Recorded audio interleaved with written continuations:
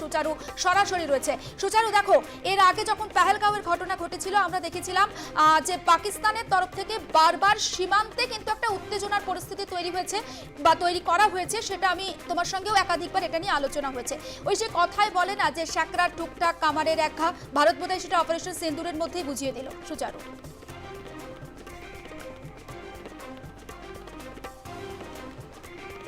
দেখো, অপারেশন সিন্দুর এই নামকরণটা প্রধানমন্ত্রী নরেন্দ্র মোদী করেছিলেন, তার কারণ যেভাবে স্ত্রীর সামনে স্বামীকে একেবারে বর্বরচিতভাবে খুন করা হয়েছিল গুলি করে, সেই ঘটনার জবাব দেওয়ার জন্য অপেক্ষা করছিল ভারত।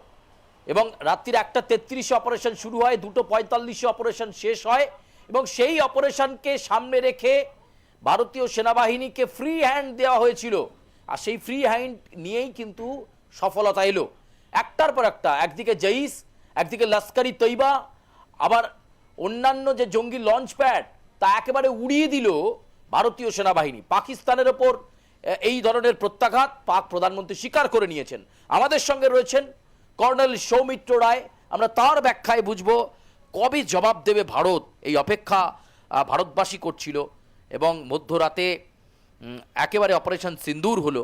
সবার আগে জানতে চাইবো, এই যে জঙ্গি লঞ্চ প্যাড, বিশেষ করে লস্করি তৈবার দপ্তর বা অন্যান্য জায়গায় যেভাবে ঢুকে পড়লো ভারতীয় সেনাবাহিনী, কিভাবে দেখছেন এই সাফল্যকে? দেখো, এটা একটা ঐতিহাসিক স্ট্রাইক অন টেরর হাবস। কেন আমি বলছি, এতদিন ধরে একটা জল্পনা কল্পনা চলছিল কি ভারতবর্ষ কিভাবে প্রত্যুত্তর দেবে বা প্রতিঘাত করবে। আমরা কি দেখলাম? আমরা দেখলাম একটা প্রিসিশন গাইডেড মিসাইল বা ড্রোন স্ট্রাইক, নটা বিগেস্ট টেররিস্ট হাব, যেখান থেকে টেররিস্টদের জন্ম হয়, যেখান থেকে টেররিস্টদের ট্রেন করা হয়, যেখান থেকে টেররিস্টদের আর্মড করা হয়, আর যেখান থেকে টেররিস্টদের টার্গেট দিয়ে ভারতবর্ষের মধ্যে জম্মু অ্যান্ড কাশ্মীর আর নানা জায়গায় পাঠানো হচ্ছিল। সেই সমস্ত হাবগুলোকে আমরা একটা joint operation by air force and army, কিন্তু টোটালি টেকনিক্যাল সাইড। তোমার প্রোগ্রামে আমি বলেছিলাম যে কি কি অপশন আছে ভারতবর্ষের কাছে। এইটা একটা লাস্ট অপশন বলেছিলাম, যে আমাদের ক্যাজুয়ালিটি অ্যাভয়েড করার জন্যে আমরা পাকিস্তানের মধ্যে না ঢুকে বা পাক অকুপাইড কাশ্মীরের মধ্যে না ঢুকে কিভাবে আমরা আমাদের অবজেক্টিভকে অ্যাচিভ করব। আমার মনে হয় এই অবজেক্টিভ আমরা অ্যাচিভ করতে পেরেছি। তার কারণ হচ্ছে যে 9টা জায়গায় আমরা স্ট্রাইক করলাম, লেটসে ওর মধ্যে দুটো সবথেকে ইম্পর্টেন্ট জায়গা হচ্ছে ভাওয়ালপুর আর মুরিদকে। নাও দুটোই কিন্তু পাক অকুপাইড কাশ্মীরে না, দুটোই কিন্তু পাকিস্তানের মধ্যে। ভাওয়ালপুর আমার এখনও মনে আছে 1971 সালের যুদ্ধে পাকিস্তানের ওয়ান আর্মার ডিভিশন, যেটা পাকিস্তানের স্ট্রাইক ডিভিশন ছিল, সেটা ভাওয়ালপুরের মধ্যে ওরা রেখেছিল, মানে ডিপ্লয় করে রেখেছিল। আর ভাওয়ালপুর হচ্ছে এখন একটা কোর হেডকোয়ার্টার। আমি আগেও তোমাদের প্রোগ্রামে বলেছি যে পাকিস্তানের স্ট্রাইক কোর হেডকোয়ার্টার হচ্ছে ভাওয়ালপুর। ওই ভাওয়ালপুরে বিশাল একটা মসজিদ আছে। সেই মসজিদটা is a terror hideout. ওখানে টেররিস্টদের রিক্রুট করে মসজিদের মধ্যে আনা হয়, সেখানে তাদের ইনডক্ট্রিনেট করা হয়, সেখানে তাদের ট্রেন করা হয়, আর সেখান থেকে তারা ছোট ছোট জায়গায় ছড়িয়ে পড়ে। ওটা হচ্ছে হেডকোয়ার্টার অফ জৈশ-এ মোহাম্মদ, ঠিক আছে, মাসুদ আজহার, রাইট? সেখানে আমরা স্ট্রাইক করলাম। আর ভাওয়ালপুর হচ্ছে অ্যাবাউট 100 কিলোমিটার, 70 থেকে 80 বা 100 kilometre from the international border. তো এবারে দেখতে হবে, হয়তো 10টার কনফারেন্স আমরা বুঝতে পারবো। যতদূর আমার মনে হয় ওই প্রিসিশন স্ট্রাইক যেটা আমরা করেছি, সেটা আমরা ড্রোন ব্যবহার করেছি, কামাকাজি ড্রোন। এই ড্রোনের একটা বিশেষত্ব হচ্ছে এই ড্রোনটা খুব লো ফ্লাইং করে যায়। আপনি বলছেন যে ড্রোনের মাধ্যমে আমরা আগে এই জঙ্গি লঞ্চ প্যাড বা জঙ্গিদের ঘাঁটির লোকেশনটাকে নিশ্চিত করেছি। নট অনলি দ্যাট, নিশ্চিত করা না, নিশ্চিত তো করা হয়েছিল। এই ড্রোনগুলোর বিশেষত্ব হচ্ছে যে তুমি এই ড্রোনগুলোকে একটা টার্গেট এরিয়ায় হোভার করতে পারে, তারা ঘুরে বেড়ায়, ওপরে ওপরে ঘুরে বেড়ায়, ঘুরে বেরিয়ে যখন তারা একদম প্রিসিশন টার্গেটে কে লক করে দেয়, তখন এই ড্রোনের মধ্যে মিসাইল থাকে, সেই মিসাইল গিয়ে হিট করে। বা ড্রোনটা গিয়ে হিট করে, মিসাইল ফেটে যায়। আমার যতদূর মনে হচ্ছে, আমার অ্যাসেসমেন্ট থেকে বলছি, যে এই ধরনের ড্রোন আমরা ব্যবহার করেছি একটা জায়গায় না, 9টা জায়গায়। আর এই ড্রোনের সঙ্গে আমরা কম্বাইন করেছি precision cruise missiles by the air force. এয়ারফোর্সে যেই টার্গেটগুলো আমরা হিট করলাম, সেগুলো ম্যাক্সিমাম দূরত্ব ভাওয়ালপুরে হচ্ছে 100 কিলোমিটার। এছাড়া বাকি মুরিরকে ইজ অ্যাবাউট 10 কিলোমিটার, ওটা হচ্ছে সাম্বার উল্টো দিকে। তারপর মুজাফরপুর, ওটা হচ্ছে পুঞ্চের উল্টো দিকে। রাজৌরির উল্টো দিকে 2টো টার্গেটে আমরা হিট করলাম। তারপর তান্ডারের উল্টো দিকে আমরা একটা টার্গেট হিট করলাম। এই টার্গেটগুলো যদি পাক অকুপাইড কাশ্মীরে যাই, লাইন অফ কন্ট্রোলের থেকে 8 থেকে 10 কিলোমিটারের মধ্যে। তার মানে এই টার্গেটগুলোকে প্রিসিশন, আমাদের ইনফরমেশন আমরা আগে গেইন করেছি যে এই টার্গেটগুলো থেকে শুধু পেহেলগামের টেরারিজমই হয়নি, এই টার্গেটগুলো থেকে যে গত 2 বছর ধরে জম্মু অ্যান্ড কাশ্মীরের মধ্যে যে টেরারিস্ট অ্যাক্টিভিটিসগুলো হচ্ছিল, পুঞ্চ এরিয়াতে, সাম্বা এরিয়াতে, তারপর বাকি যে সমস্ত জায়গায় হচ্ছিল, এই এরিয়াগুলো, এই হাবগুলো থেকে টেরারিস্টরা জেএনকের মধ্যে ঢুকে আক্রমণ করছিল। তার মানে আমরা 2 বছর ধরে যে আমাদের ওপরে টেরারিস্ট স্ট্রাইকগুলো হচ্ছিল, তার সমস্ত ইনফ্রাস্ট্রাকচারের উপরে স্ট্রাইক করে ডিস্ট্রয় করলাম। এবারে টোটাল ওদের কি ক্যাজুয়ালিটি হয়েছে, আমার অ্যাসেসমেন্টে, আমি যে ধরনের স্ট্রাইক আমরা করলাম ক্রুজ মিসাইল বা ড্রোন দিয়ে বা 2টো কম্বিনেশন দিয়ে, কম করে ওদের 100 অড টেরারিস্ট তো মারা গেছে, কম করে ওদের 200 থেকে 300 টেরারিস্ট এর মধ্যে উন্ডেড হবে। আর কিছু হয়তো সিভিলিয়ান, দেখো একটা কোল্যাটারাল, যখন এই ধরনের স্ট্রাইক হয় একটা কোল্যাটারাল ড্যামেজ হবেই। কিন্তু আমাদের উদ্দেশ্য ছিল যে আমরা প্রিসিশন স্ট্রাইক করব only to terror hubs destroy করার জন্য, যেখানে minimum collateral civilian casualty minimum যেন হয়। আপনার কাছে আর একটা প্রশ্নে আসতে চাইবো, প্রধানমন্ত্রী সারা রাত বাসভবনে জেগে রইলেন, অপারেশন কেমন চলছে তার প্রত্যেক মুহূর্তে খোঁজ নিলেন। অজিত দোভালের প্ল্যানে এই অপারেশন হলো, কিন্তু ভারত কি এই প্রত্যাঘাত করেই থেমে থাকবে, নাকি কোনো বড় আরও আঘাত অপেক্ষা করছে পাকিস্তানের জন্য? কারণ পাকিস্তানও তো যে কোনো মুহূর্তে প্রত্যাঘাত করতে পারে, সেই সম্ভাবনা তো রয়েছে। খুব ইন্টারেস্টিং প্রশ্ন করলে সুচারু। দেখো, এবারে আমাদের দেখতে হবে যে পাকিস্তানের দিক থেকে কি ধরনের রেসপন্ড হয়। আবার আমি দেখো, একটা জিনিস মনে রাখো যে ভারতবর্ষ কী করল, আমরা কিন্তু পাকিস্তানের কোনো মিলিটারি টার্গেটকে হিট করিনি, আমরা শুধু টেরর হাবকে হিট করলাম, কোনো মিলিটারি টার্গেটকে হিট করিনি। এবারে আমি যদি আসিম মুনির হই, আবার আমি চিন্তা করি, আমাদের এটা চিন্তাধারা কি, আমি যদি এনিমি পার্টি হই, আমার কাছে কি অপশনস? ভারতবর্ষে তো কোনো টেররিস্ট হাব নেই, তারা কি টেররিস্ট হাবে হিট করবে? আসিম মুনির কি টেররিস্ট হাবে হিট করবে? টেররিস্ট তো আমাদের এখানে কোনো হাবই নেই, তাহলে কোথায় হিট করবে? যদি তারা একটা প্রত্যুত্তর দিতে চায়, আমাদের পাক ইন্টারন্যাশনাল বর্ডারের সঙ্গে বা জেএনকেতে লাইন অফ অ্যাকচুয়াল কন্ট্রোলের সামনে কোনগুলো টার্গেট মিলিটারি টার্গেট হয়ে যাবে, সেগুলো মেনলি এয়ারপোর্ট, বিমান, Srinagar airport, Jammu airport, Amritsar airport, তারপর ফিরোজপুর, এই ধরনের যে যে অ্যাকচুয়াল লাইন। ওরাও কি করবে, ওরা হয়তো চাইবে না এটা এসকালেট করতে, তার কারণ আমি চাইবো না অ্যাজ এ আসিম মুনির কি এসকালেট করে আমি বাঘের মুখে হাত ঢুকিয়ে দিই। কিন্তু আমার সম্মানের জন্যে, যেন পাকিস্তানের সম্মানের জন্যে, পাকিস্তান আর্মির সম্মানের জন্যে একটা কিছু ওরা করবে, রাইট? তা সেখানে যা ওরা করতে চায়, ওটা করতে গেলে ওদের মিলিটারি টার্গেটকে হিট করতে হবে, বা ওদের সিভিলিয়ান টার্গেট আমাদের হিট করতে হবে, বা আমাদের কোনো ইনফ্রাস্ট্রাকচারের ওপরে হিট করতে হবে। যেই করলো, ওরা আরম্ভ করে দিল এসকালেশন, আমরা তো চুপ করে বসে থাকবো না। আমি চিন্তা করছি তখন ভারতের সেনাপ্রধান কি করবে। রেডি হয়ে বসে আছি অলরেডি, যে পাকিস্তান যদি এই ধরনের একটা এসকালেশনের পলিসি নেয়, তাহলে একটা বিশাল এসকালেশন আমরা করব, আর পাকিস্তানকে পৃথিবীর ম্যাপ থেকে উড়িয়ে দেব। ইতিমধ্যেই আপনি যে কথা বললেন, আপনার কথার সূত্র ধরে শুধু বলি, শ্রীনগরের এয়ারপোর্ট ইতিমধ্যেই ভারতীয় সেনাবাহিনী বন্ধ করে রেখেছে এবং সেখানে অ্যালার্ট জারি রয়েছে। ঠিক এই কারণেই কি যে আপনি যে কথা বলছিলেন যে পাকিস্তানকেও তো তার জায়গা দেখবে যে কোথায় আমি আক্রমণ করব। যদি ইনফ্রাস্ট্রাকচার আক্রমণ করতে আমাদের এখানে কোনো জঙ্গি হাব নেই বা লঞ্চ প্যাড নেই, তাহলে এয়ারপোর্টের ওপর হামলা, বিমানবন্দরের ওপর হামলা, সেক্ষেত্রে যদি শ্রীনগর বা অন্যান্য ক্ষেত্রে পাকিস্তান প্রত্যাঘাত করে, ভারত কি ফুল কনভেনশনাল ওয়ারে চলে যাবে? দেখো, ও খুব ইন্টারেস্টিং, আবার তোমার প্রশ্নগুলো খুব ইন্টারেস্টিং হয়। আমাকে আবার আমি একটু ইতিহাস যেখানে আমি টেক পার্ট করেছি সেগুলোকে সবসময় লিঙ্ক করি। 3rd ডিসেম্বর 1971, তখন কিন্তু ইস্ট পাকিস্তান, বাংলাদেশ ক্রিয়েট হয়নি তখনও।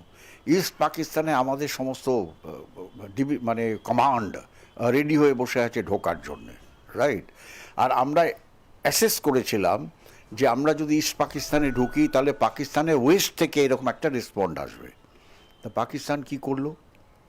3rd ডিসেম্বর 1971-এ আমাদের 8টা থেকে 9টা এই এয়ারপোর্টগুলোকে পাকিস্তানি এয়ারফোর্স দিয়ে স্ট্রাইক করলো। তারপর আমরা, ইন্দিরা গান্ধী অ্যানাউন্স করে দিল we are at war with Pakistan.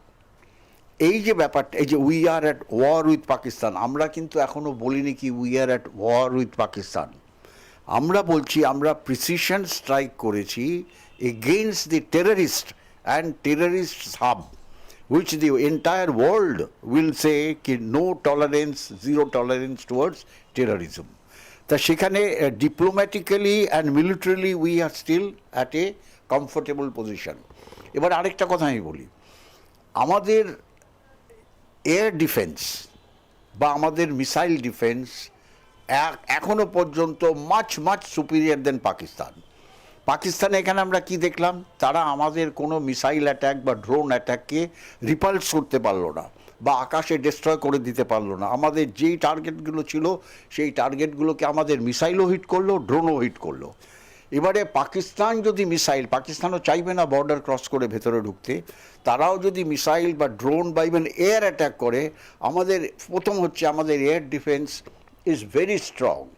আমরা চেষ্টা করব বিফোর দ্য স্ট্রাইক আমরা আকাশের ওপরেই ওদের মিসাইলকে ডিস্ট্রয় করে দেবো, বা ওদের দেশ থেকে যেই টেক অফ করছে তখনই ডিস্ট্রয় করে দেবো। S-400 যেটা আমাদের অ্যান্টি মিসাইল সিস্টেম আছে, 400 কিলোমিটার পর্যন্ত তার রেঞ্জ। তার মানে 400 কিলোমিটার পাকিস্তানের ভেতর থেকে যদি মিসাইল ছাড়ে, ওই ছাড়া মাত্র এই S-400 ওটাকে আইডেন্টিফাই করতে পারবে যে মিসাইল আসছে, তখন আমাদের এটা কি সম্ভব করবে। হ্যাঁ, ওয়াই নট, এটা সম্ভব।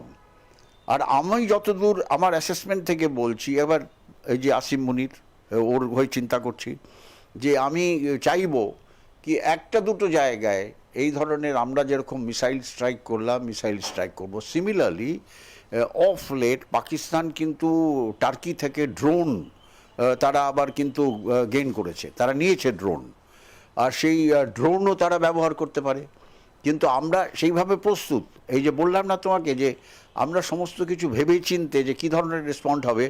ওরা যদি ড্রোন মারে, আমরা অ্যান্টি ড্রোন সিস্টেম আমাদের আছে, সেই অ্যান্টি ড্রোন সিস্টেম দিয়ে আমরা চেষ্টা করব সেই ড্রোন আমাদের টার্গেটকে হিট করার আগেই আমরা তাকে ডিস্ট্রয় করে দিই। তা এটা ইট উইল বি সিন, কিন্তু এটা একটা এসকালেশনের মধ্যে যেন না যায় আমরা চাই না। যদি এসকালেট পাকিস্তান করতে চায় আমরা রেডি, দেন পাকিস্তান তো উড়ে যাবে ম্যাপ থেকে।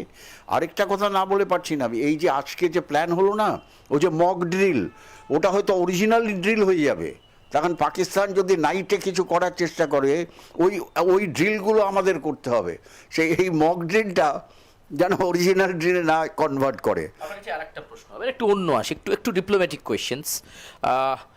এই যে স্ট্রাইক এবং পাকিস্তানের উপর এই পেহেলগাঁও হামলার জবাব ভারত দেওয়ার পর অজিত দোভাল দ্য ম্যান, তিনি ফোন করলেন মার্কিন যুক্তরাষ্ট্রের বিদেশ সচিবকে এবং তার সঙ্গে কথা হলো। এই যে আমেরিকাকে জানাতে হচ্ছে বা রাশিয়াকে জানাতে হচ্ছে, এটা কেন?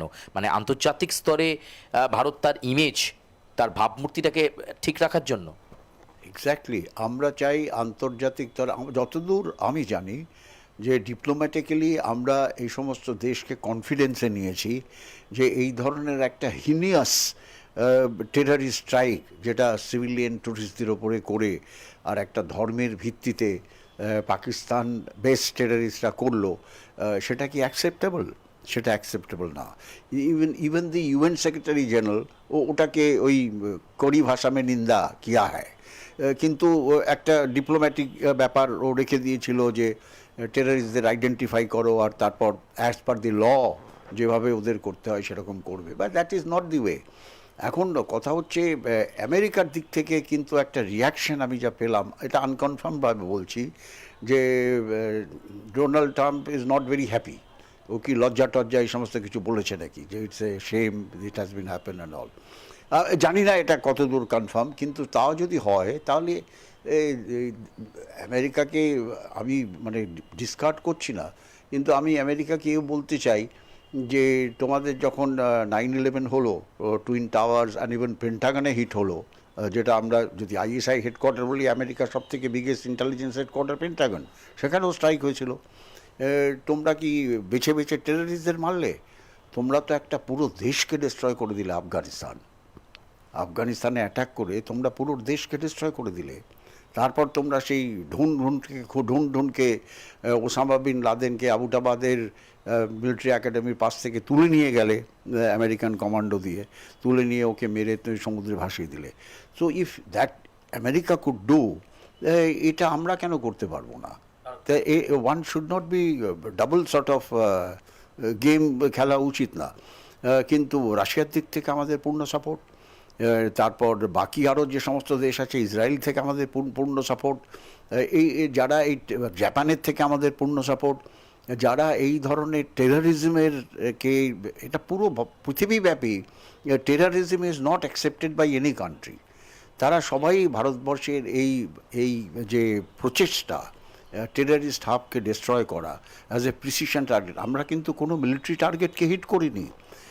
এই যে ভাওয়ালপুর বললাম, তারপর মুরিদকে বললাম, এই সমস্ত জায়গায় সব পাকিস্তানের বড় বড় হেডকোয়ার্টার্স, কোথাও কোর হেডকোয়ার্টার, কোথাও ডিভিশনাল হেডকোয়ার্টার, কোথাও brigade headquarters against the line of actual control, সেখানে আমরা হিট করিনি।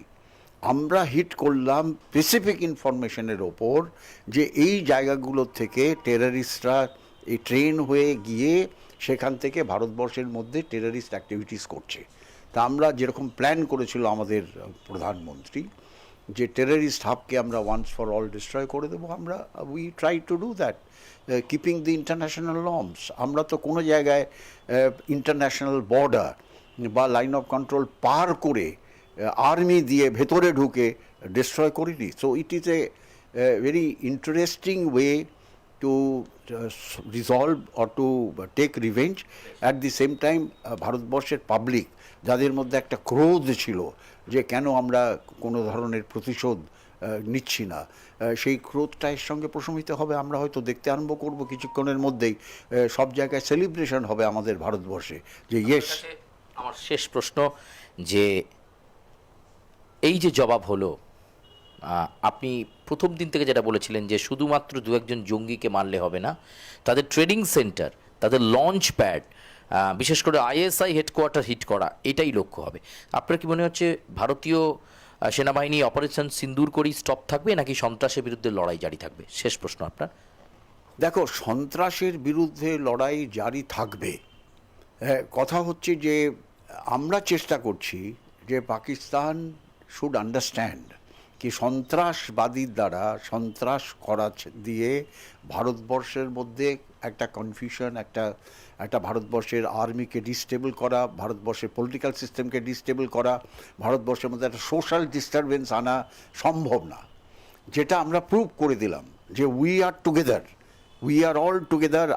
India is a nation which is very powerful militarily, very powerful economically, and we are very surely that it is a superpower in the world today. যার জন্যে even Ajit দোভালকে আমি credit দেবো, কিন্তু he is not the only person who should take full credit. এটা একটা team work. এর মধ্যে Ajit Doval is the National Security Advisor, Chief of Defence Staff, 3 বাহিনীর চিফ, নিচে কোর কমান্ডার লেভেলে everybody, intelligence agencies, civil set up, CPOs, এরা সবাই ইট ওয়াজ এ team work. তা সেখানে একটা পার্টিকুলার ইন্ডিভিজুয়ালকে আমি হাইলাইট করে খুব একটা বেশি ক্রেডিট দেবো না, কিন্তু ঠিক আছে, he took a lead and he is the person who knows the ground also. আর্মির সঙ্গে তার একটা interaction is very good, and it has proved result will be what reaction comes from Pakistan. আমরা শুধু এখন দেখতে হবে যে হাউ পাকিস্তান রেসপন্স। আমি তোমাকে বললাম যে অ্যাজ এ আসিম মনির আমি যদি ইন্ডিয়ার মিলিটারি টার্গেটকে হিট করি তাহলে কিন্তু পাকিস্তানের বিপদ অবশ্যম্ভাবী।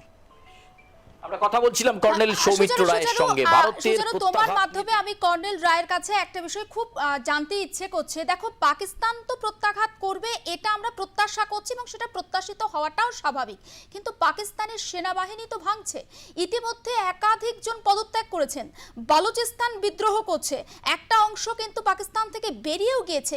এই পরিপ্রেক্ষিতে ভারতের প্রত্যাঘাতের জবাব কি দিতে পারবে পাকিস্তান? কিভাবে দেখছেন কর্নেল রায়?